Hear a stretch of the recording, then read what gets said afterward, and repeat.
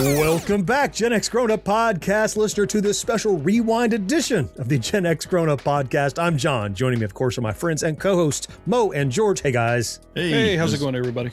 Every now and then, we just have scheduling issues. In this case, it's the holidays and the beginning of the new year and Christmas and everything, where we just cannot find a great space to record and make sure we get an episode out to you. So when that happens, we don't want to leave you hanging. We want to bring you maybe one of our favorite episodes from the past and represent it to you with a little bit of context and hindsight. The episode we chose this week was published way back, and I say way back in 2022, which just seems like just a couple of years ago, but oddly, it's been like 4 years ago. But this was March of 2022. We did a backtrack. You guys might remember 80s murder mysteries and private eye shows. Hopefully you guys remember that. Yes, we talked about Columbo and Kojak, all those fun guys. Yep. A-Team and guys like that. It's weird because sometimes we'll do an episode where we focus on a single show, but this is one of those genre shows where, like, you know, there were a lot of shows that we can kind of talk about, and we kind of touched on each of them a little bit. Yeah, I remember this one particularly because it was a lot of fun just to, you know, again, kind of relive some of these shows, especially the ones like a lot of these I remember, like, I really enjoyed it with my dad,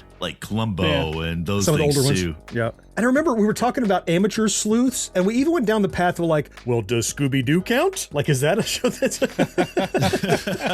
And I forget if we decided, I think maybe we decided they did, but look, I'm not, why would I spoil it and tell you what we decided? I honestly don't remember. It's been a while since I've listened to this one, but so this week we're presenting to you our March 2022 backtrack, all about 80s murder mysteries and private eye shows. Check it out.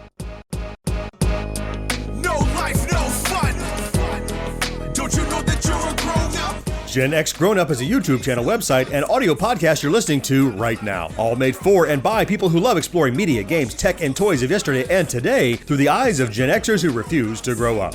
Your dinner cannot just be French fries. Basically, life sucks as a grown-up. Welcome back, GenXGrownUp podcast listener, to this backtrack edition of the GenXGrownUp podcast. I'm John. Joining me as always is George. Hey, how's it going, guys? And we know Mo is here. Hey, everybody.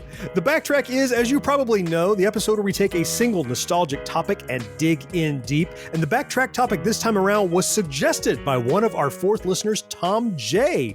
Wrote in, and he said he wanted to hear us talk about this very topic. We know that a cornerstone of the Gen X kind of latchkey experience is that world's best babysitter, the television. It's what greet us when we got home. It's how we spend our evenings. It's always there for us. It is always there. We weren't there, Mom. Right. I don't mean that, Mom. If you're listening, you're always there. But in this episode, we're running down some of our favorite 1980s era detective TV shows that we enjoyed growing up in the 80s. So we'll get into that in a second. But first, it's time for one of my favorite parts of the show, and that is some fourth listener email. We knew there were three of us. We would listen to the show. If anybody else does, they must be the fourth listener. And this time around, that fourth listener is John H., longtime listener. Subject line of his email was just checking in. Very simple. Okay. We have a hotel now? Because I haven't gotten that profit share yet. No, checking in on us. He's not written in a while. So. You gotta be You're more specific. You're intentionally misunderstanding me. I know that you are. I just want to make money. That's fair. That's fair. John says, Dear Gen X grown-ups, haven't sent you an email in a while and thought I would catch up. I still listen to the podcast every Thursday morning, watch all your YouTube videos. Oh, wow. You guys are still the best in the business. Oh, wow. I'm curious what the business is because I don't know what we're the best in the business of, but I appreciate the sentiment. Does it matter? Does it really matter? Just take the compliment. I can tell you it's not owning a hotel and not making money. I can tell you No, that. we figured that out early on. We're checking out. He goes on to say, oh, thank you, by the way, John, for that compliment. Yeah. We appreciate you. He said, I enjoyed the live stream the other night with George and John, where, George, you were playing... yeah, the one I didn't enjoy. The lemony one. Yeah. That one. The Sour Patch Puss Well, face. you were playing the Guardians of the Galaxy, right? Yeah. And you were eating sour stuff for contributions. I enjoyed it a lot. You did. Absolutely, you did. You came up with that crazy pricing scheme. It worked, didn't it? You can get 5 number 2s for that money. Damn it.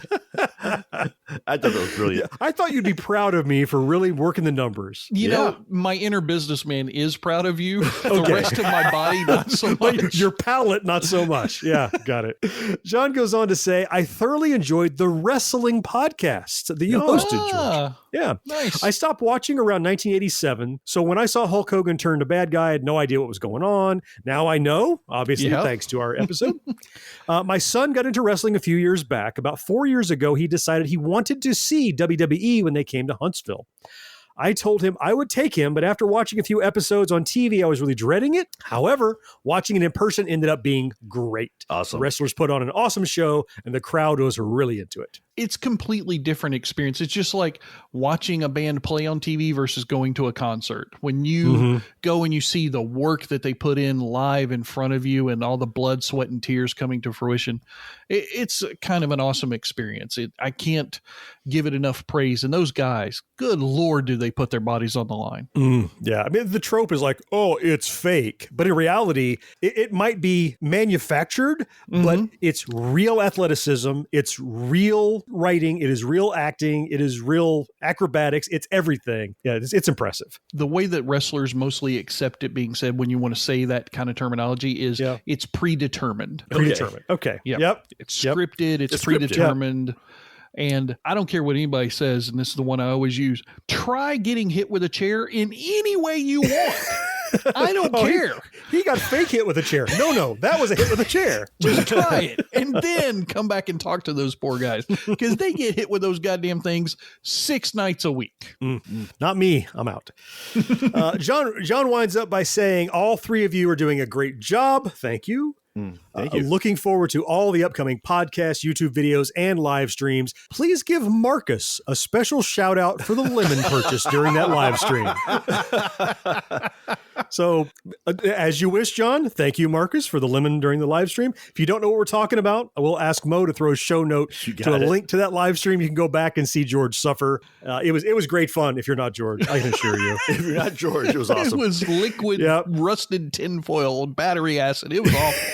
Oh my God. He says, also, I forgot to give you guys a reason for my leaving the live stream, which we ask all of our viewers to do. He said he had to leave because the hookers were at the door. Yeah, wins. Got to go. That wins. Thanks, John with an H. Cool. Thank you so much, John. We really appreciate that you wrote in and your feedback on what we're doing. We're so grateful for the kind words too, especially. Hey, if you would like your email feature here on the show, it's so easy. Just hit us up at podcast@GenXGrownUp.com. Read every single one, and most of them, just like John's, will eventually make the show. All right. It is time now to get into some of those 80s detective TV shows, as promised, when we get back. Stick around. Be sure to subscribe to or follow Gen X Grown Up wherever you listen. And while you're there, rate and review the show too. It helps more than you know. Tomorrow on the CBS Late Movie. You couldn't find the parade grounds without my help, William. Who in the hell needs you for anything? The guest of honor at a military academy finds the parade grounds, but loses his life. Implications are that somebody was trying to kill you. Then Columbo finds new evidence that changes his mind. Somebody's trying to set me up. Who's trying to set you up? Peter Falk is back with more exciting cases on Late Night as Columbo. It's a weekday night. We're tuned into the TV, and very often you can't get away from any weekday night in the 80s on any major network without some sort of detective or cop show or murder mystery or something like that. There's so many shows we could be focusing on. So in this episode, we're specifically focusing on detective shows about detectives. And we've kind of broken them up in a few different categories. And this first one we're going to talk about are detectives who are employed by the police department. Right. There are some shows where we had detectives and cops, and it was kind of talking about all of them. But in these shows we picked, they're specifically focused on just one or two detectives that work for the police department, and it's focused around them. I think it'll become evident how we're categorizing when we start getting into these different shows. But rather than talk about what we're going to talk about, why don't we start talking about what we're going to talk about with a series that was around early in the 70s even, but lasted on through the 80s. Yeah. Mo, why don't you get us started?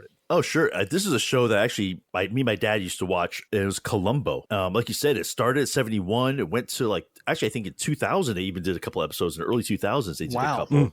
And the stuff we liked about it is like, I liked how Columbo kind of flipped the script on Detective, where they started off showing you the crime. So you saw what happened. You saw how they did it. So there's no mystery. There's no mystery at all. But then you see Columbo, and he started from the beginning. So you already know everything. So you just wait for him to put it all together.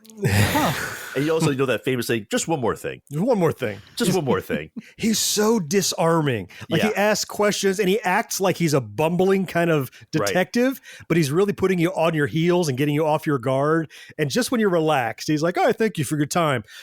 Just one more thing. Did you kill him?" Right? He's getting right in your face with that one more thing. Are you left-handed? You know, or something like that. Yep. So this is Peter Falk, if I remember correctly, absolutely. right? Yes. Princess Bride. Yeah. You know, grandfather comes over, reads the story. That guy, right? Yep, that is. Exactly. I can see him as a bumbling cop just from he does a really good what job. I remember the pictures when I would see. I didn't really watch Columbo. You guys, Mo, I know you obviously did. Yeah. But I remember images, and even in other movies, Columbo was featured sometimes. Like other TV shows or movies, they would say Columbo would be on the TV and be like, "There's no way that would really happen in real life." I'm like, "You're not real life," but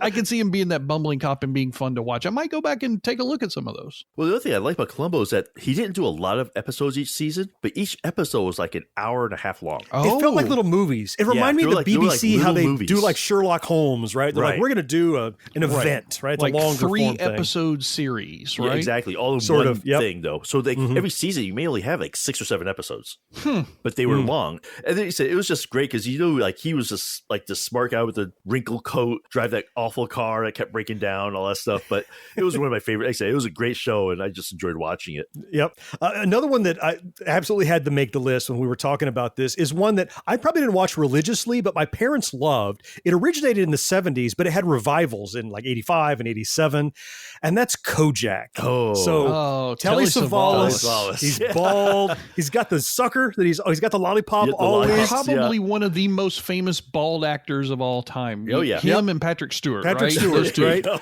This was a TV detective that had a catchphrase that everybody would do. "Who loves you, baby?" Right? Yeah. It's the Kojak catchphrase. And not just the catchphrase, the catch prop thing. I don't know what to call it, but the damn lollipop. The lollipop, yeah. You always had that. That was just his thing. And I would say that the show in general, for me, was just an average show. But the fact Telly Savalas had such a personality. Right. And the fact that they built in what at the time, people didn't like devise catchphrases. Like that just happened, you know? Yeah. And so he had the lollipop. They found these idiosyncrasies with him that made it really interesting to watch, even though my parents were the ones watching it, because, you know, there's one TV in the house and I can't watch what I want. So you'd watch what your parents were watching. You watch so whatever's on. Kojak was one that you didn't mind because you're like, "Oh, here he is. He's bald. He's got a lollipop. He's a smart aleck." And I love that about him. So yeah, Kojak is my pick. Yeah, I think one of the ones that I really like that fits into this employed police detectives kind of thing is one that my parents were super happy about. And the reason why they were super happy about it was because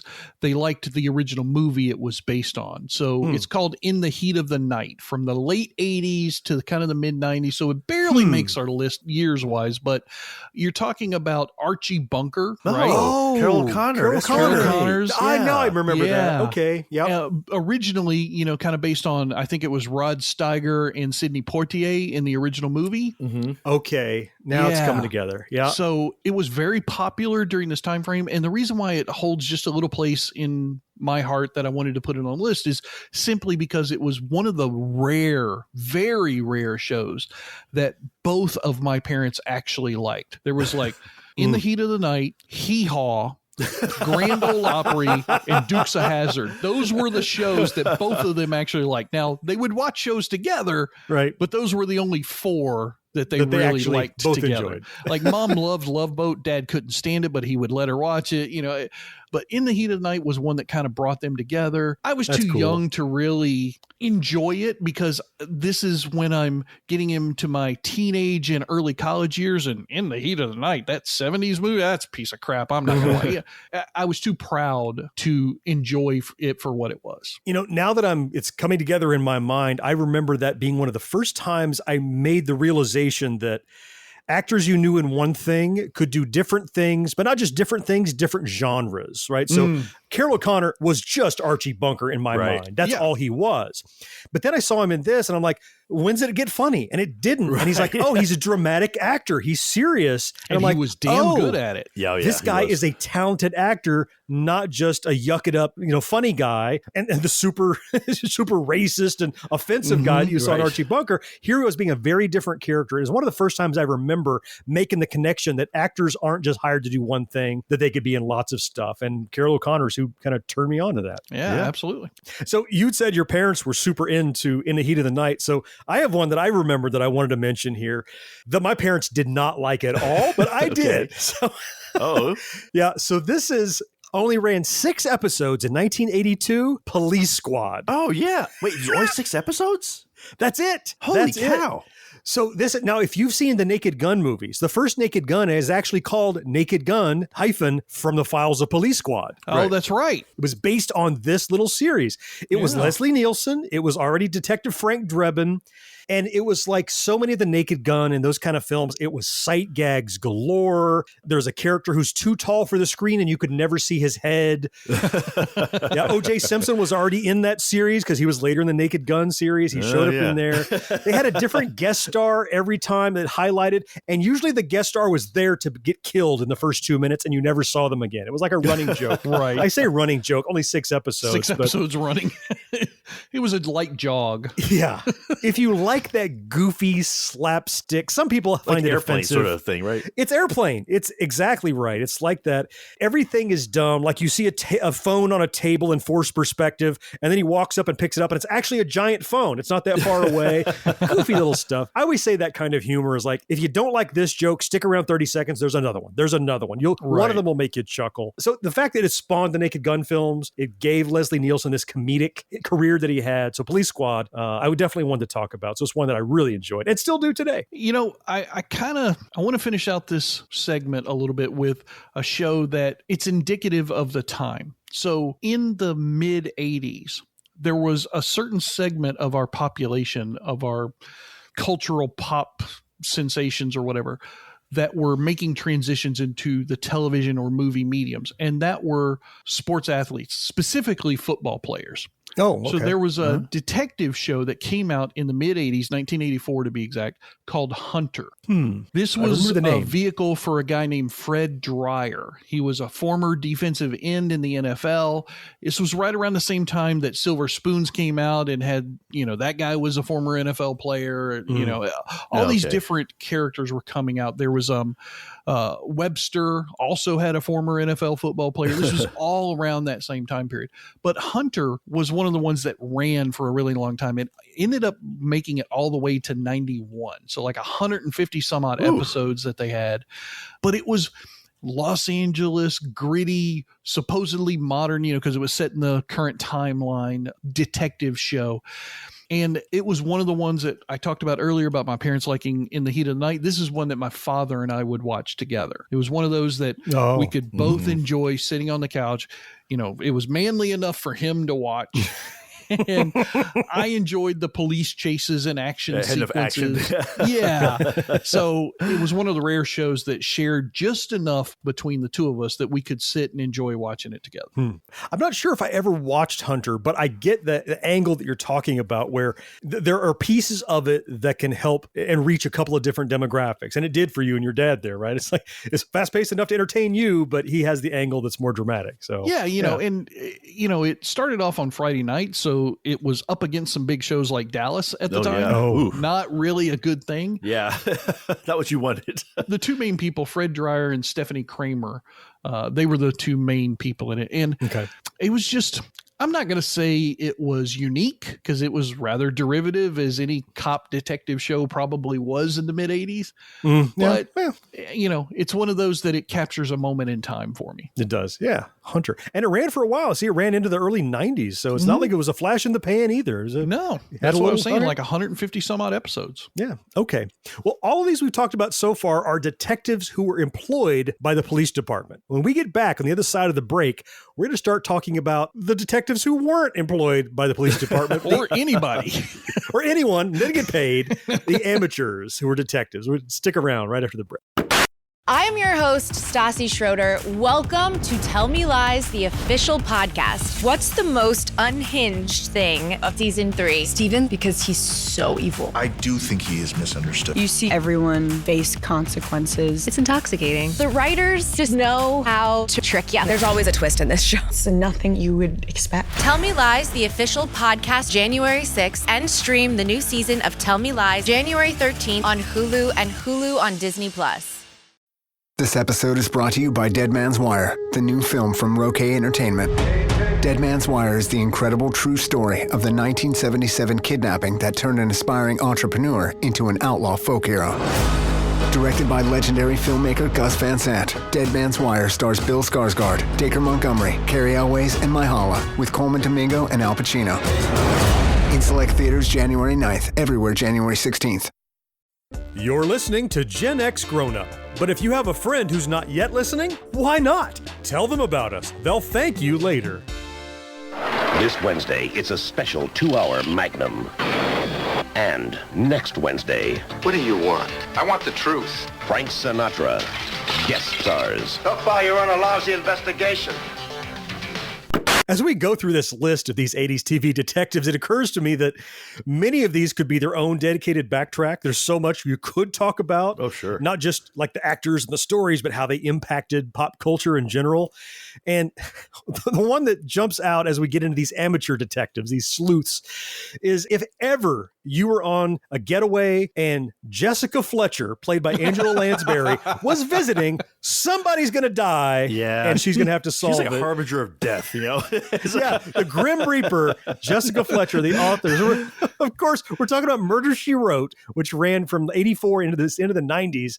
But she was an amateur detective. She was just an author, but everywhere she showed up, somebody died and she had to help solve it. You know, we often talk about things being the granddaddy of this or the granddaddy. This is the grandmama of these amateur sleuth detective shows. I think so. Yeah. Of the medium, it's probably it's either tied for first or it's the second place to one we're going to talk about a little bit later as far as amateur sleuth detective shows and how popular they were.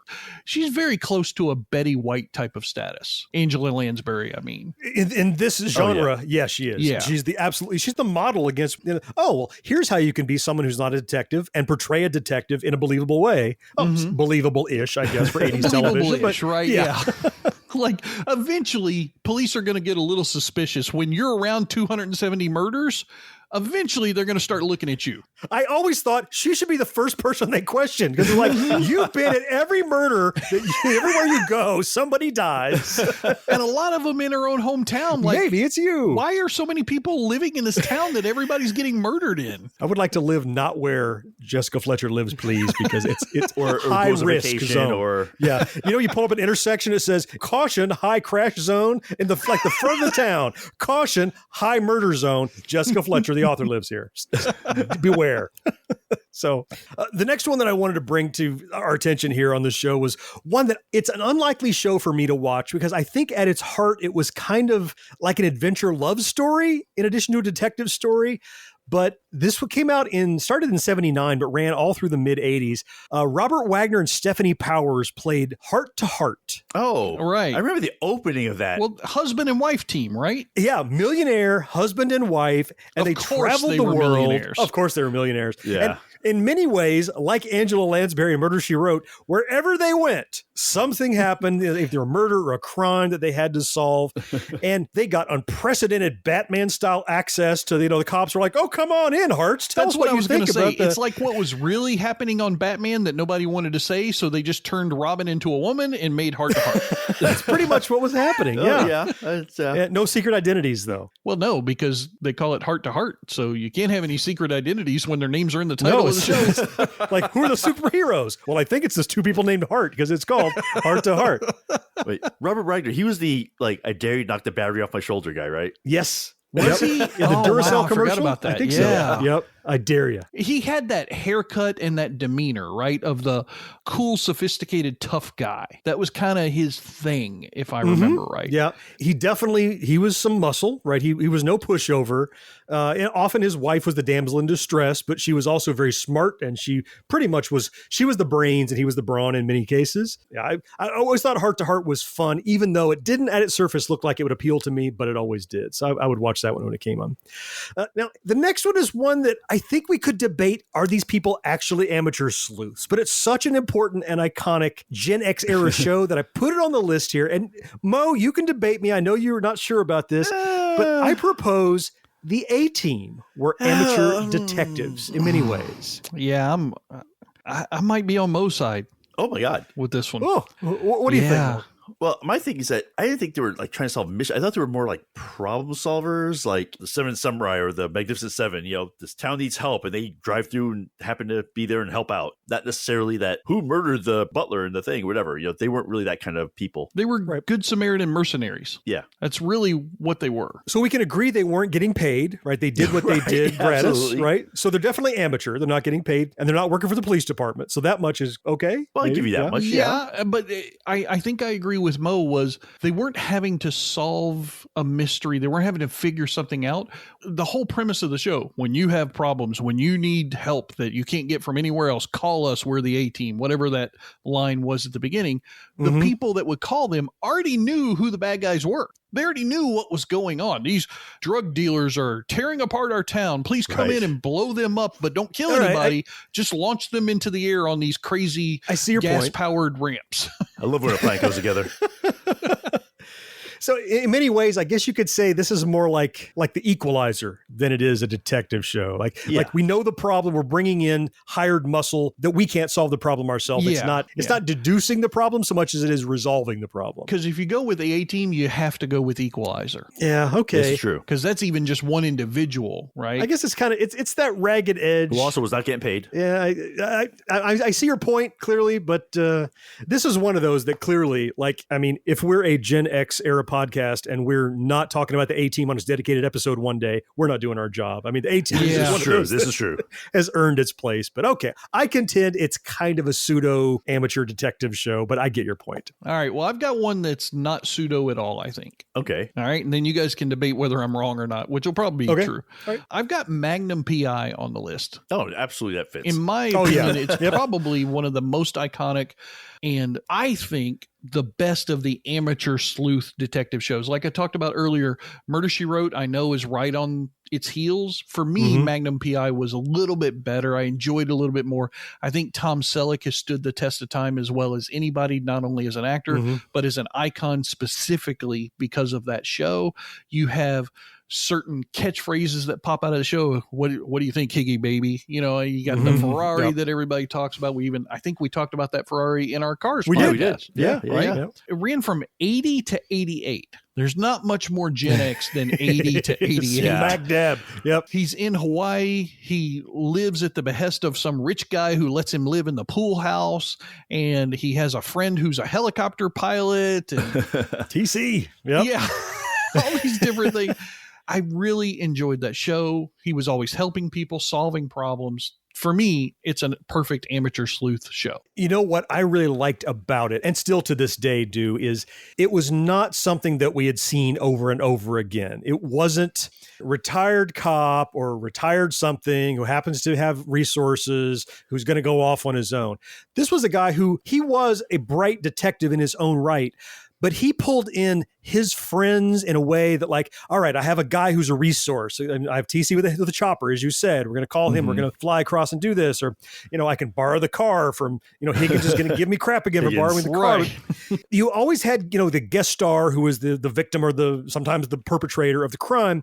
But it wasn't just about Magnum. It was how he brought in his friends and he worked together with his colleagues. He was a star, but I hadn't seen he was a superhero kind of figure character that wasn't independent. He relied on his buddies to get work done, and they supported him. And it was this collaborative kind of almost an ensemble show with a clear center star. Well, and they all had kind of a good little background story. You know, he was former Navy. TC was, you know, the other guys were military members that's where he knew them from and stuff.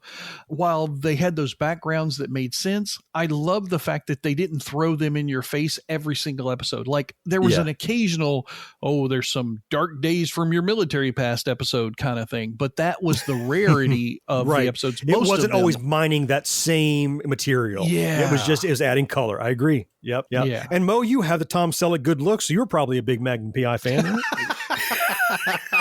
Sure. I thought I looked like somebody else, but okay. Oh, no, that was Alfred E. Newman. My mistake. Yeah, it was Alfred E. Newman. I don't know what you're thinking about, man. I don't think it's fair that you get to call Mo out like that, so I think we should allow Mo to at least give us the last one in this category. Okay. Yeah. I will do that. Fair enough. Now this one, if you're talking about your ultimate amateur sleuth team, without a doubt in my head, you got to talk about Scooby-Doo. I mean, come on. You know, you're not wrong. I mean, there was mysteries, right? They had a mystery mobile. I mean, come on. Did we forget Hong Kong Phooey? What in the world? Hong Kong Phooey worked for the police department, technically, so he would not be in this category. That's right. You can't do Hong Kong Phooey. Oh, so he was in the previous segment. My fault. Right.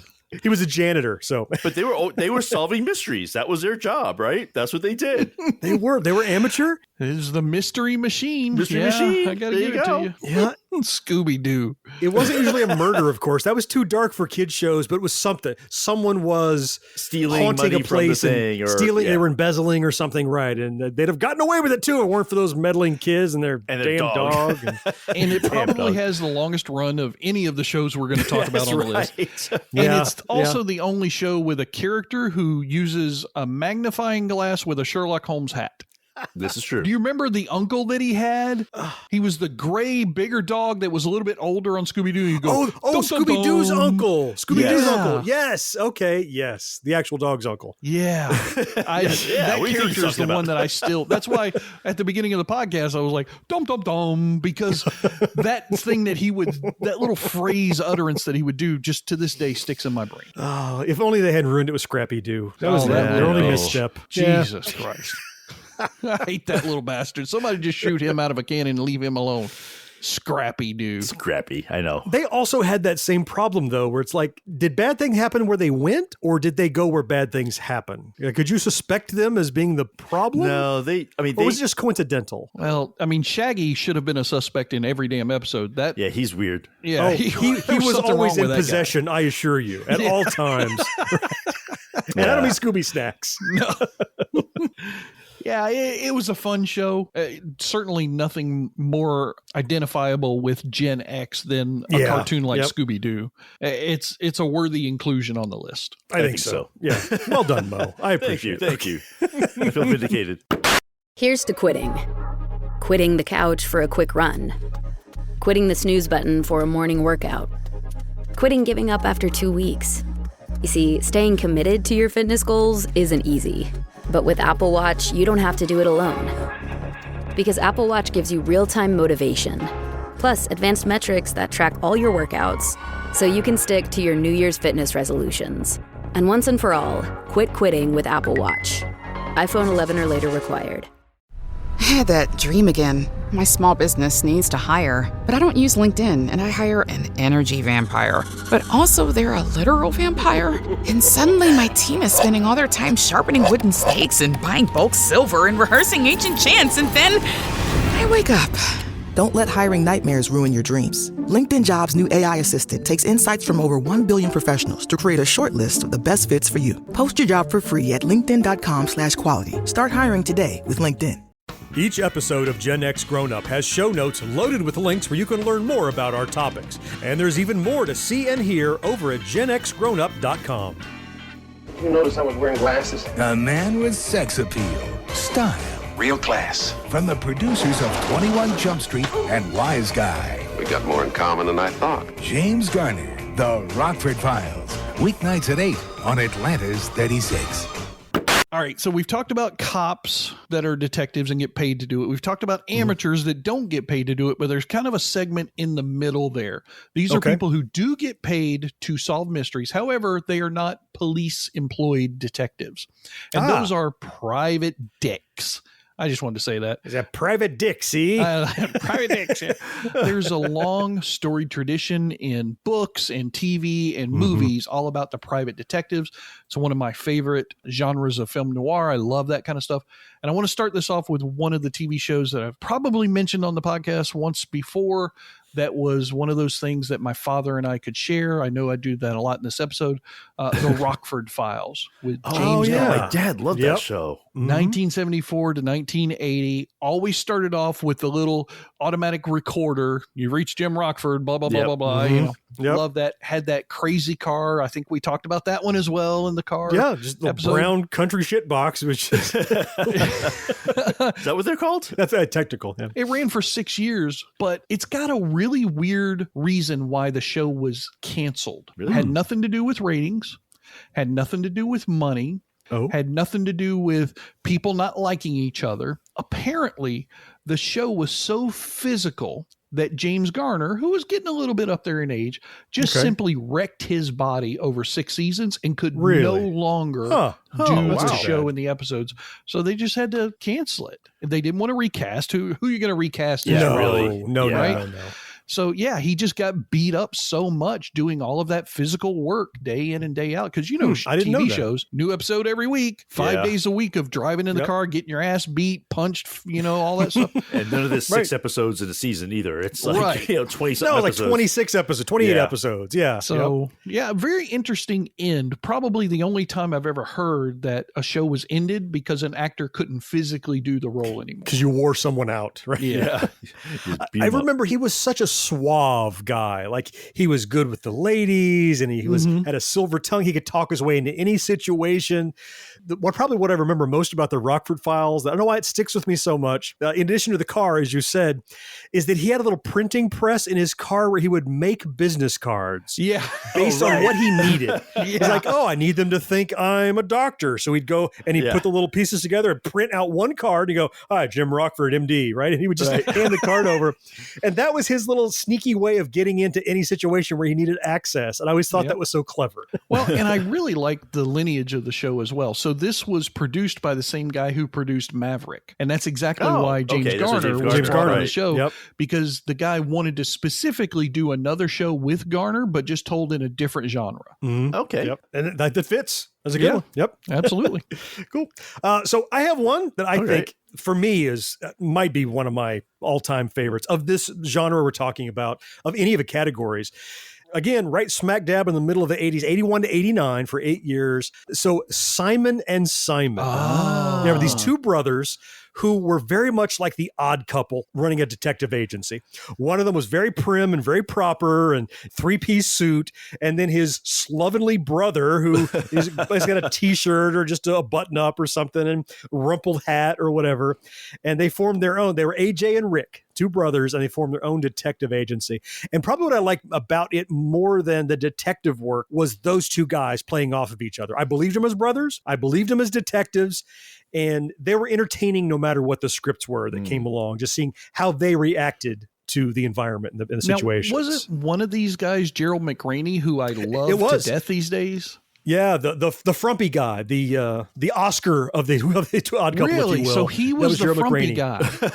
Because his demeanor and everything he does is so like he's almost above whoever he's acting with in the scene. Like his stature is taller than them. His shoulders are back. His chin is tilted up a little bit every time when he's talking to people. And everything I've seen since Simon and Simon, he's always like, I'm the smartest motherfucker in the room. And everybody needs to know that. Yep. Well, he was the frumpy one. And the other guy was, I forget his name, but he was, I think he was one of the Hardy Boys. Originally, what was his name? I can't think of his name. name, but anyway, he was the younger, he was thinner and shorter, and then his brother was kind of the big galumphing guy. And I'm exaggerating their roles, but they were definitely an odd couple as brothers running a detective agency. Always thought it was great. And a great theme song, if you get a chance to hear it. Yep, it's a great kind of jazz theme song kind of thing. Maybe almost as much as I like Simon and Simon, another one that I think we can all agree on that definitely fits in the private eye category, ran from 76 to 81. All you have to do is picture the speaker on the desk and a voice going, "Hello, angels." Oh, jeez. Charlie's Angels, right? Yeah. Well, I mean, I think we all liked it because of one particular angel. I'm going to say 3 particular reasons, in fact. Well, yes, but there's one that kind of stood out, especially when the show first started. So Farrah Fawcett was a major sex symbol in the 80s. Obviously, there's no question. Time. Yeah. We know what we're talking about, right? Well, she had, with Farrah Fawcett, you had Kate Jackson, different people rotated in another, Cheryl Tiegs, I think, right? Cheryl Tiegs replaced Cheryl Ladd. Cheryl Ladd. At one point, she replaced Farrah Fawcett. So they rotated out. Yeah. Jacqueline Smith. I think she was my favorite. Yep. And this is one of those, it was so contrived. It was another like secret identity going on. You never knew who Charlie was. You always had Bosley there who was passing on the information. And the Angels were just ridiculously talented. What they had drafted them out of the police academy. It was a story of 3 little girls, right? And they ended up being just great detectives, and they were no slouch when it came to hand-to-hand combat. Of course. They'd kick an ass whether you're a lady or a gentleman. But there was the mystery of that show behind, like, who is Charlie and what's he going to send them to do this time? You know, they didn't go somewhere and run into something. They went specifically. Charlie, however, was sent, go tackle this problem, right? Well, and you've got the pose, right? That's one of the iconic the things from the 70s, the 3 ladies in the different parts, and even the silhouette. You see it now. Like, just the silhouette's all you need to see, and everybody knows. Charlie's Angels right Charlie's away. Angels. Yep. Absolutely. And John, you talk about they were badasses that could fight, but this was the 70s and 80s. Nobody could fight on television. Let's be real. Right. It was in comparison with the other people trying to fight on TV, they did well. Right. Yeah, because it was written for them to win. But yeah, it was, oh man, it was popcorn detective show. That's what I feel like Charlie's Angels was. And was not a fun, damn thing wrong with that. No, exactly. And did we mention Farrah Fawcett's on it? Yes. Farrah Fawcett is on it. Great reason. Give me a refill on the popcorn. Thank you so much. I want to talk about somebody else who is just as damn beautiful as Farrah Fawcett. Okay. Pierce Brosnan, Remington Steele, baby. Are you kidding me? That man is awesome. Man. Yeah. Oh, charisma to burn, that guy. Oh, my God. So, premise of the show for those who were under a rock from 82 to 87. There was a woman who was a great detective, but nobody would believe that she could really do a man's job. Right. Mm-hmm. So, Pierce Brosnan comes out of nowhere and becomes the face of the Remington Steele Detective Agency. You never really know what his true identity is. I think that's one of my favorite parts of the show.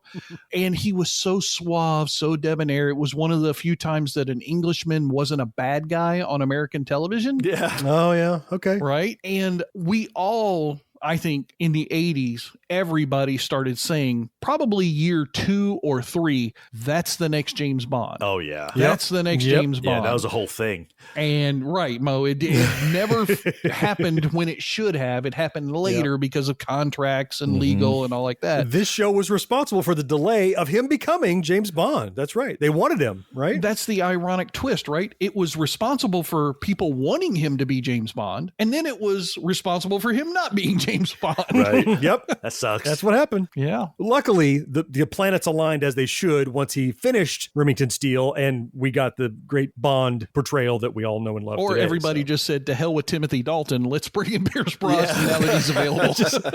A little from column A, a little from column B. I think those played together. Yep. So I guess the A-team has set the precedent here. I have another one that might be questionable, but I think still it counts. And I want to talk about it because the $6 Million Man is in it. And that is the Fall Guy. Wait, you mean Farrah Fawcett's husband? Yeah. No. I'm talking $6 Million Man. Leave the haters.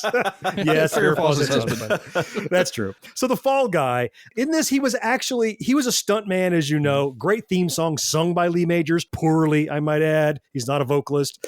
But on his off time, he was a bounty hunter. Now, that was his official role that he was.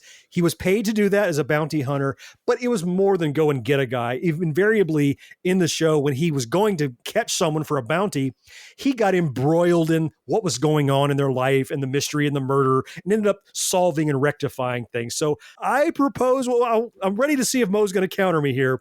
I think Fall Guy counts as a professional private eye based on how it ended up, not on his bounty hunter role. What do you think? It's great.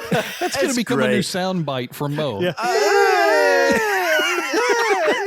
A new soundbite, well established. No, I mean, the only thing I say is like there really wasn't like a mystery. That's the only thing I would say. He would be a bounty hunter. There was. That was the thing. Like someone would be, wrongfully accused or something, and he would work it out. I'd say, how about this? It definitely, I believe this one more so than the 18. Oh, wow. Thanks for that. Here's the low bar you just stepped over. Right. No, right. I mean, okay. Honestly, yeah, I could see it. I mean, I think it's pushing it a little bit, but I definitely see where it could fall into the category. Yeah. What do you think, George? Fall Guy count? It does to me. Yeah, I think I'm going to go a little bit more on your side on this one. Yes. I got that. I think the Fall Guy, because the reason why it kind of has to go this way is there's no way that a bounty hunter fake TV show or scripted TV show, however you want to call it, could run for 5 seasons because it's the same story if he's just a bounty hunter. You get a bounty, you go out and catch the guy or don't catch the guy, show's over.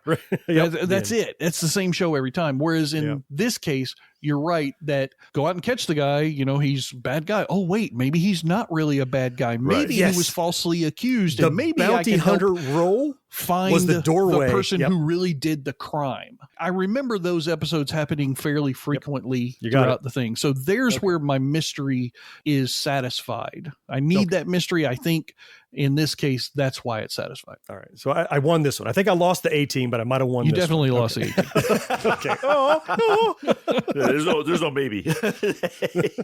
Damn, Mo. All right. Well, I'm going to round this out with what, in my opinion, is the most Gen X detective show of all time. Damn. I know we talked about Magnum P.I. He's awesome. Murder, She Wrote, totally awesome. But if you're going to tell me that there is a more Gen X show than Moonlighting, I'm going to tell you to go to hell. Yeah. Bruce Willis. Yeah. And Sybil Shepherd, right? Bruce Willis, Sybil Shepherd. Bruce Willis was born to play that role. Again, it's one of those odd couple-y kind of things where it's a man and a woman, and she's very prim and proper, and he's very like loose and sarcastic and everything. Moonlighting made Bruce Willis a star. No question. It did. Oh, no question about that at all. Yeah, right. He would not have gotten Die Hard was it for that. No, he wouldn't have gotten anything if it wasn't for Moonlighting, really, because he's kind of a jerk, and people don't really like the guy. But you look at the outfits, the costumes, the music. They even did a musical episode for a detective show in Moonlighting. Yep. When you do that kind of stuff, there's nothing that screams 80s more than that, I don't think. Yeah. I have to agree with you on this one. Yeah. It's definitely a classic Gen X show. And I'll admit it's not one that I watched a whole lot because the name of it sounded like a love story. Oh, it's Moonlighting. Well, there was that like will they won't they kind of thing too. They did that. There was that like 3 years. seasons. And then they got together, show got canceled. Because that's what happens with those shows. It wasn't until well after the series ended that I came back around to watch some of it and go, oh, okay, Moonlighting. It's because it's your second job, Moonlighting, not that. Okay. See, what I heard so much was about the will they, won't they. And so I was like, oh, it's a love story. And that was the subtext, not the main thrust of the story. And so I came around to Moonlighting later on. Definitely great pick. Now, I'm not going to say it stands the test of time. I can't say that. It's tough to say. Yeah, for many of these. I don't know that it can. There are some things Bruce Willis has done that has stood the test of time. I'm not sure Moonlighting is one of them. But as a show of its time, if it's not on this list, nothing else needs to be. Wow, that's bold. And I maybe don't disagree with you. So when we get back on the other side of the break, we have a few more stragglers that we couldn't quite find a category for. So we're going to round it out. Stick around. Good morning, Crust. It's a great day to be a bread brother. Ugh, mornings are not my jam. Or jelly. Oh, come on. Stop loafing around. I just woke up feeling hollow inside. Psst, just grab one of the new Morning Uncrustables sandwiches, like Bright-Eyed Berry or Up an Apple, filled with 12 grams of protein and tons of deliciousness. Crust, what are you eating? It's just granola, not even yogurt. No crust, no fuss. Uncrust your mornings. If you're a die-hard Gen X grown-up, you can pledge your support by clicking join on YouTube or by becoming a patron at GenXGrownUp.com/Patreon. Pair off Thursday nights, beginning with The Lost Treasure of the Simons. But easy money may spell certain death for Simon & Simon. Then Suzanne Plachette and Nicholas Survey are rival reporters with a secret passion. Can I come over to your place and borrow a cup of you? Bridges to cross. And on Knots Landing, a couple bound by desperate love. I have kids. You have Gary's kids. A couple consumed by jealousy. Jill doesn't love you. You never stop, do you? Pair off Thursdays. So we have these people that I can't figure out what category they should fit in. They didn't fit neatly to any of the three that we have. Some kind of detective. But I think they fit the category of detective stories. And one that comes to my mind immediately is a show I watched all the time was Quincy M.E. Oh, okay. The medical examiner. Yep. Yeah. Jack Klugman. Yep. You remember the opening scene where like the intern passes out? Right. Yes. Right. Because he's doing an autopsy. Right. Right. Yeah. Because to me, it's like he gets the body, he looks at it, and he realizes that there's more to the story, and he goes and he basically does the cops' jobs and puts his nose where it doesn't belong. Absolutely. All the time. Yeah. So he's not really a cop, right? Well, and we're not saying cop, but I would say that medical examiners just in their profession are detectives because they are solving how a person died. Certainly. So I think it definitely needs to be included in this list. Yeah. Oh, yeah, for sure. But Quincy bypassed the typical role of a medical examiner in that he wasn't just deducing from the evidence on the body. That was his starting point, his leaping off point. He then, as I said, went and inserted himself into the situations, and he was very Columbo-like in that he would ask uncomfortable questions of people he shouldn't be talking to. Hey, I'm not a cop. I'm just asking questions, right? Yeah. He was very disarming in that way. And it was Jack Klugman, who we talked Odd Couple before. Yeah, Odd Couple. I always saw him in that role as kind of like, I imagine that must be like when Oscar grew up and got his own career that he became this medical examiner, because he was kind of similar in the persona and how he didn't really give a shit what other people thought, sort of thing. I like that about him. The only thing I wondered about, because this show was when I was a young person, and as a young person, you don't always understand the nuances of a story, but I just kept always asking my dad, how come nobody fires this guy? Because he was doing everybody else's job and getting yelled at all the time. I'm like, how come nobody's fired him? He solved mysteries. You know? He gets the job done. Damn it, Klugman. You're a renegade medical examiner. Yeah. Here's a question. What was his first name? Quincy. That's his last name. Oh, yeah. I don't know.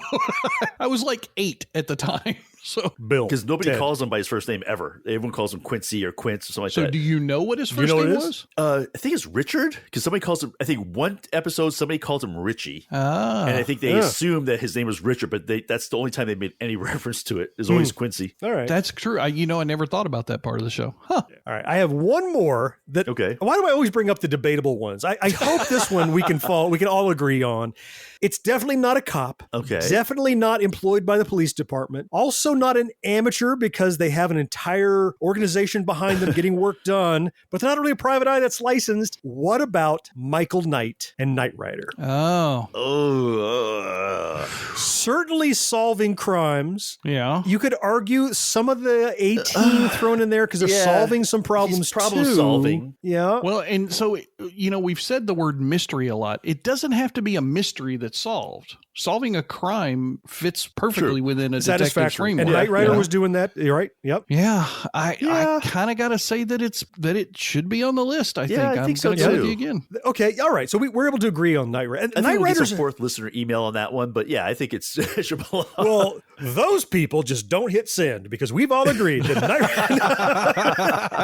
Rider. Well, but it's another one that's so Gen X that, again, if we don't do a backtrack about Knight Rider, we are just slipping. We are not.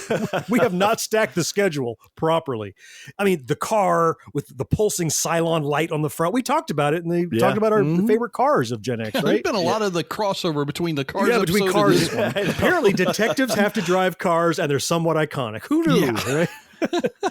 Such a fun show. And it was almost back before they were doing these well, it was a superhero show in many ways. Like it wasn't superpowers. It was just a supercar. But Michael Knight, he was, drafted into this, and he was kind of out of his element, and he was thrust into doing this work. And I really like that about Knight Rider. And it was one that I loved watching, whether he was solving the mysteries or not. I mean, as a kid, I wasn't watching it for what he was solving. I was watching it for the car. But it turned out does it hold up? I don't know. But there's more to it than just the car and what was going on there. It had a similar backstory and structure to another thing that I liked, which was a film around that same time called The Adventures of Remo Williams. Remo Williams was a guy who, now he was a cop who ended up getting forced into a situation he didn't want to be in. Knight Rider was kind of that same thing. As a matter of fact, at one point, wasn't there even like an evil twin who had reconstructive face surgery or something like that? Well, if it ran in the 80s, then yes, that happened in every show. But no, I do remember. I think you're right. There was an episode like that. Yeah. Yeah. And the car was his superpower, right? So it kind of had the Batman feel as well, right? Rich company that's providing all this cool toys, the car being the main one. Yeah. But it's not his. He always got chastised for like hurting the car or doing it wrong or whatever. Well, the car chastised him half the damn time. That's true too. Yeah. Okay, good. So we all agree Knight Rider belongs there. Yeah. I can die happy now. Knight Rider made the list. I'm okay with that. Before we put a bow on this show, we did this when we talked about our favorite cars, and I want to run through each of you. And maybe we talked about it, maybe we didn't, maybe it made our list, maybe it didn't. That would qualify as 80s era detective TV shows, what do you think was your favorite one that you remember most fondly? And I'll go ahead and start. I think I pretty well tipped my hand earlier when I said Simon & Simon was pretty much my favorite of that era, the one I remember. I mean, of course, you had the Knight Riders and the A-Teams that were great, but in a pure detective story, just the characterizations of those two guys playing the odd couple kind of brothers, such a great show for me. So Simon & Simon would be my pick of this list. Mo, what about you? Can you pick a favorite, you think? I still have to go back to Columbo. Yeah? It's the one I remember the most. And also just because the character was just totally different from every other kind of detective or anything like it out there. They said the whole disarming, just sort of, but super smart, but he just kind of hid how smart he was and to solve the crimes. And I just like that. And the whole format too just really attracted me for some reason. Well, that's appropriate. You go with Columbo. I think it's the oldest show here on our list. Wow. Oldest. Oh, you're a dick. George, how about you? Favorite show? Yeah. So I'm going to go with the Mr. Bean Mini Cooper. No, you're not. What? I can't do that one? We're looking for a detective show here. Oh, we're on a different podcast now. Okay. Yes. Fine. Let me think. Now, honestly, I think my favorite one, it's a close race between Moonlighting and Magnum PI, but I think I got to go with Magnum PI. It's a little bit more rewatchable. I love Tom Selleck in that role. I love the guy who played Higgins. I just really have a lot of fond memories about that show from a slightly, I don't know, younger view, I think. I don't know why I feel like I was younger when Magnum PI was on. I probably wasn't, but I felt a little bit older when I was watching Moonlighting, and Magnum PI just has a little bit more special place in my heart. Good. Yeah. Okay. Awesome pick, no matter the reason, and plus good reasons on top of it. Love it. Okay. Hey, that is going to wrap it up for our look back at our favorite 80s detective TV shows. I want to again thank Tom J., fourth listener who wrote in requesting that we do this show. See, write in if you have suggestions. We absolutely put them on the list and find a way to get it done. And before we end the show, a quick shout out. I want to thank Beefy and Tanner 4105. Beefy, of course, the artist who performs our theme song, Grown Up. They became a supporter over on Patreon just recently. Yeah. Why? We support them and they support us. They just want to. We're both just giving money to Patreon at this point. We're just split money with Patreon. That's right. Just tell them to send it in the mail. We'll send some money back. We'll do a discount thing or something. It's a show of support. You know, having that extra supporter on there tallies up the numbers. People like to back a winner, so we appreciate them throwing their hat in the ring there and saying we also support you. And of course, provider of our awesome theme song, Grown Up. So thanks again for that. We appreciate you. That then is going to wind it up for this edition of the Gen X Grown Up podcast. We'll be back in 2 weeks, of course, with another backtrack. But next week, we're back to the regular edition of our show. Until then, I am John. George, thank you so much for being here, man. Yes, sir. Mo, I appreciate you. Always fun, man. And fourth listener, it's you we all appreciate most of all. And we will talk to you next time. Bye-bye. See you guys. Take care, everybody. No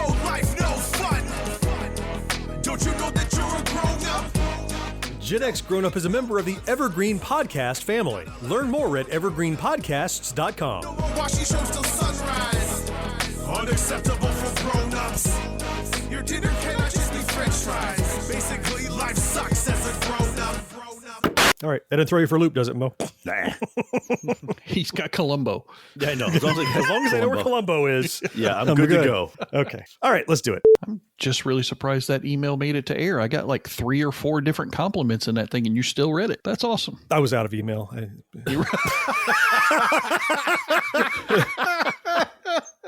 Private eyes. There what? No, I'm not doing that. Oh my God.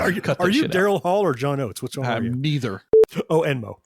Yeah, Mo. I was going to say, now we know we appreciate him most of all because he forgot Mo. Right. And possibly Mo. All right.